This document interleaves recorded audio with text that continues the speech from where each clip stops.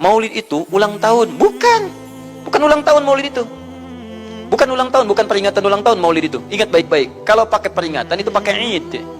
Id, Idul Milad, ya, hari kelahiran, peringatan hari kelahiran, ulang tahun. Tapi kalau cuma maulid itu waktu kelahirannya. Apa hukumnya hari kelahiran? Hari kelahiran gak ada hukumnya.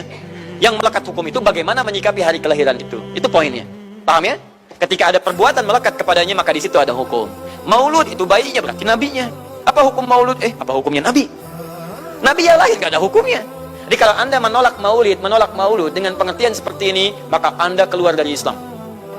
Kalau dalam hukum seperti ini, saya menentang maulid Nabi, berarti Anda menentang kelahiran Nabi sallallahu alaihi wasallam. Saya menentang maulud Nabi, berarti Anda berhadapan dengan Nabi, Anda musuh Nabi. Jadi kalau Anda dimaksudkan dengan kata maulud dan maulid, Anda tidak bisa menentangnya, bisa menerima. Saya menerima. Kenapa? Karena dalam pengertian bahasa, maulid itu artinya waktu kelahiran. Maulud artinya nabinya. Bagaimana menyikapi maulid dan maulud itu? Saya tahu nabinya dilahirkan, nabinya sudah ada. Jelas ya? Maka kemudian saya pun tahu waktu kelahirannya. Bagaimana kemudian menyikapi itu semua? Maka Masya Allah, Quran surah ke-11 tadi, 10 tadi, Yunus, ayat 57 sampai 58. Kalau sampai kemudian ke 58-nya, falyafrahu. Gembira antum. Gembira, bahagia, silahkan. Maksud tidak gembira? Nabi Isa gembira, kita tidak gembira. Ya, Nabi Ibrahim gembira, kita tidak gembira. Nabi yang tidak melihatnya gembira. Masa kita yang mendapatkan bagian Nabi tidak gembira? Jelas ya? Nabi yang mengharapkan hadir saat kedatangannya gembira. Kita yang mendapatkan kedatangan beliau walaupun tak mampu melihatnya, dan kita menjadi umatnya, masih tidak gembira? Umat dulu bukan bagian umat Nabi Muhammad, karena Nabi Muhammad tidak hadir di zamannya. Gembira dengan berita kedatangan Nabi Muhammad, padahal nabinya belum datang. Masa kita yang jadi umatnya, yang nabinya telah kemudian kita dapati walaupun tidak melihatnya, masa kita tidak ikutan gembira? Maka pertama kita mesti gembira. Maka yang kedua, bagaimana mengekspresikan kegembiraan itu?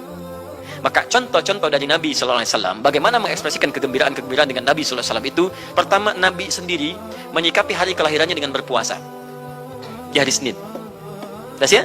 Ini bagi Nabi sendiri pribadinya. Nanti jadi hukum untuk kita. Nah, sekarang bagaimana para sahabat menyikapi kelahiran Nabi Sallallahu Alaihi Wasallam, kedatangan Nabi Sallallahu Alaihi Wasallam, dan menyikapi keberadaan Nabi Sallallahu Alaihi Wasallam. Bukan cuma lahirnya, tapi setiap kedatangannya. Nabi datang dari Madinah, dari Mekah ke Madinah disambut oleh para sahabat yang ada di sana. Nabi datang dengan perang Tabuk, dari perang Tabuk disambut oleh para sahabat di sana. Tala al-badru alaina min thaniyatil wada'i wajib syukru alaina madalillahi da'i.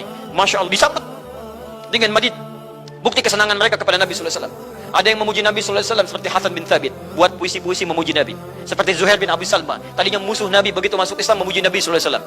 Ada yang lagi kemudian menghormati Nabi dengan kedatangannya, dengan mengikuti Nabi kemanapun. Nabi mencontohkan, amalkan. Nabi mengajarkan, ikuti. Masya Allah. Begitu Nabi meninggal, diabadikanlah kemudian nilai-nilai penghormatan itu.